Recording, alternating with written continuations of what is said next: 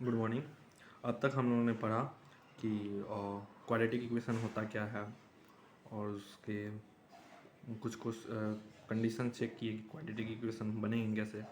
अब हम लोग जानेंगे कि इसका यूजेस क्या है, क्वाड्रेटिक इक्वेशन का आखिर यूज आया क्या। तो सपोज करते हैं एक कंडीशन अचीव करते हैं। जैसे मान लीजिए कि हमको एक ब्लैंकेट चाहिए जिसका एरिया हो 300 मीटर स्क्वायर, ठीक है।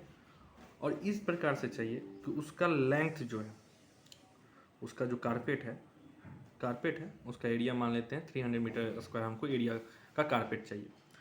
और उसका लेंथ इस प्रकार से चाहिए कि उसके ब्रेथ का ये क्या हो, लेंथ दुगुना हो। समझ में आया क्या?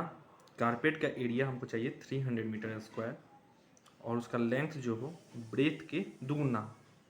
तो इस टाइप के कंडीशन के लिए हमको क्वाड्रेटिक इक्वेशन का यूज़ पड़ता है सॉल्व करने के लिए। तो अगर मान लीजिए क्वाड्रेटिक इक्वेशन नहीं रहता तब हम लोग क्या करते? तब हम लोग तुक्केबाजी करते, सोचते, मन में नंबर रखते कि किसको करने से किस नंबर का लेंथ ले, किस नंबर का ब्रेथ ले, जो कि मल्टीप्लाई करने पे 300 के बराबर आ जाए। और इस प्रकार से कि जो लेंथ हो ब्रेथ के दुगुना हो। तो ये हमारे लिए बहुत ही कठिन था, ठीक है।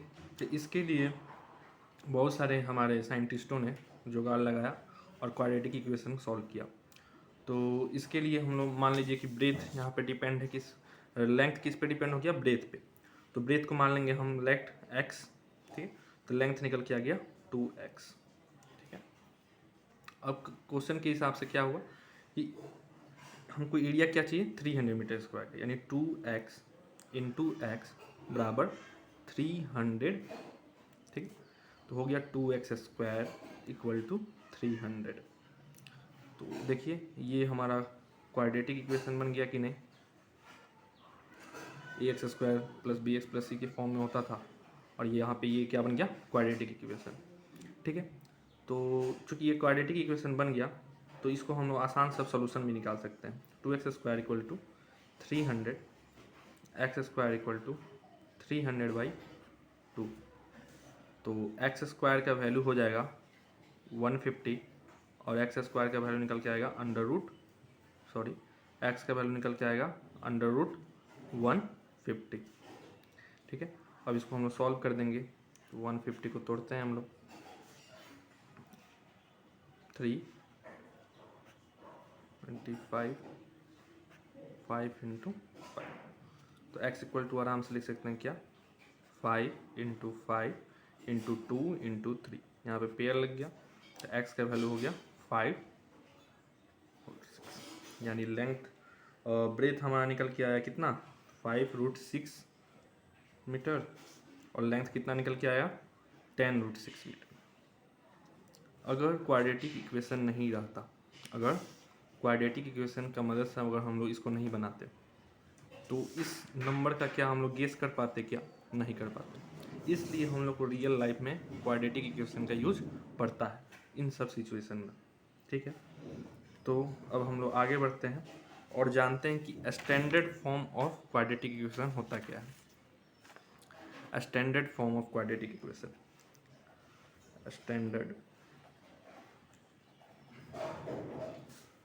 फॉर्म ऑफ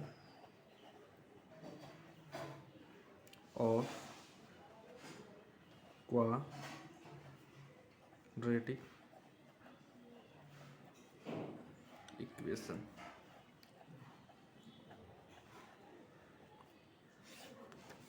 तो जनरली जब भी हम लोग क्वाड्रेटिक इक्वेशन लिखते हैं तो हम लोग का जो डिग्री जो होता है उसको हम लोग घटते के क्रम में अगर लिख दे तो वो क्या कहलाता है, standard form of quadratic equation. जैसे हम लिखेंगे कैसे, ax square plus bx plus C equal to 0।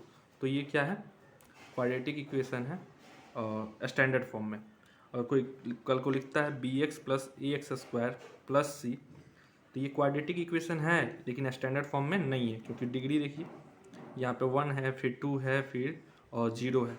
तो यहाँ पे घटते क्रम में नहीं है, तो यहाँ पे डिसेंडिंग ऑर्डर में है 2 1 0। तो ये कहलाता है क्वाड्रेटिक इक्वेशन का स्टैंडर्ड फॉर्म। अब हम लोग कुछ क्वेश्चंस बनाएंगे आगे का।